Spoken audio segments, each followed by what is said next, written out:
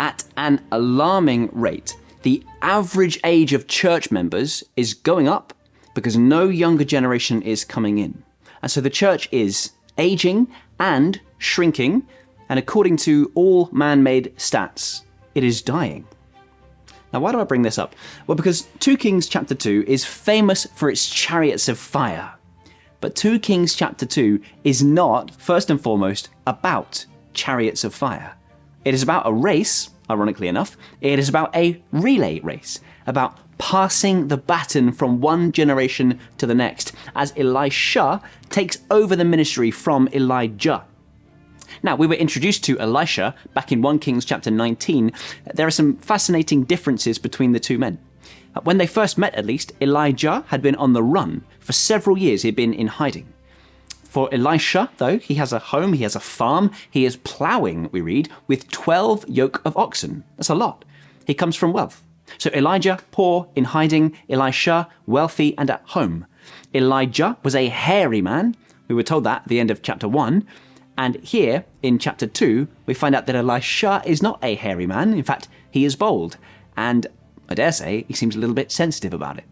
So these two men are very different in very many ways, which tells us something interesting about the topic of passing on the baton of faith to the next generation.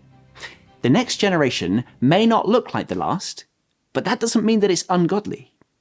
Elijah wants to pass on his ministry, but he doesn't insist on passing it on to someone who looks just like him. He recognizes that faith in God is carried in jars of clay, and those jars come in all different shapes and sizes. He's not looking for a particular appearance. He is looking for a particular passion for the things of God. In 2 Kings chapter 2, the young apprentice will learn his final lessons from his master, and then the master will be taken up into glory.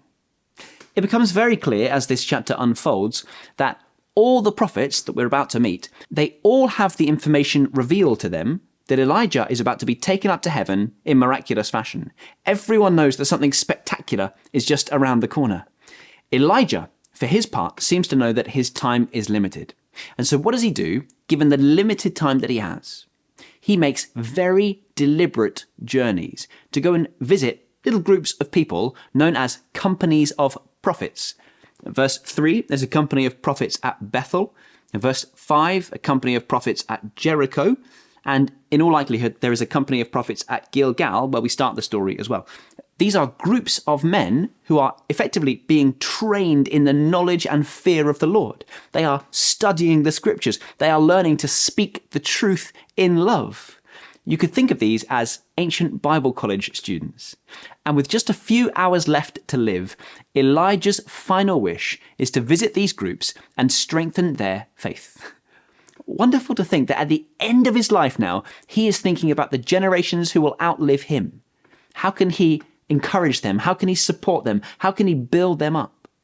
It's a good question for us all to be asking, actually, as we think about the younger generations in church and family and the world. What is the impact we could have on those young lives to encourage them in their faith, that when our time comes to pass on the baton, there would be a hand there ready to receive it? See the giving nature of Elijah as he turns to his apprentice in verse 9, and he says, "Tell me, what can I do for you before I am taken from you?" Isn't that a wonderful attitude to have? Even now, as I'm effectively facing my death, what can I do to help you?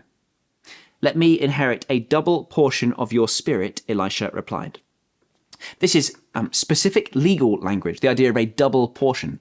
A double portion is what the firstborn son of a family would receive, as he essentially takes his father's place and looks after the rest of the family on behalf of the father. Elisha is saying, I want you to pass the baton on to me. I want to work as hard and do as much and be as blessed. I want to be your replacement when you're gone. And indeed, that is exactly what happens, isn't it? Well, as they were talking, suddenly a chariot of fire and horses of fire appeared and separated the two of them. And Elijah went up to heaven in a whirlwind. There is lots that we could say about these chariots of fire. Probably most of it would be guesswork. Here's what we know for certain, though. Elijah was taken up into heaven and did not pass through the veil of death. That has happened only one other time in biblical history, of course. That was the occasion of a man named Enoch. And at the time we were told that he was a man who walked faithfully with the Lord. God is deliberately drawing those lines of connection between the two and essentially pronouncing this over Elijah's life. He walked faithfully with the Lord. What a glorious thing to have said about him. And what a great thing for you and I to be striving for and chasing after as well. Let us run with perseverance towards this finish line. Run that kind of a race so as to win the prize. Today, why not spend some time thanking God for those who are older than you in the faith, those who taught you, trained you, loved you, served you, handed the baton on to you, and just as importantly, consider how the race that you run sets the pace for the generation coming up behind you. And may God raise up many people who seek as best as they are able to walk faithfully with him.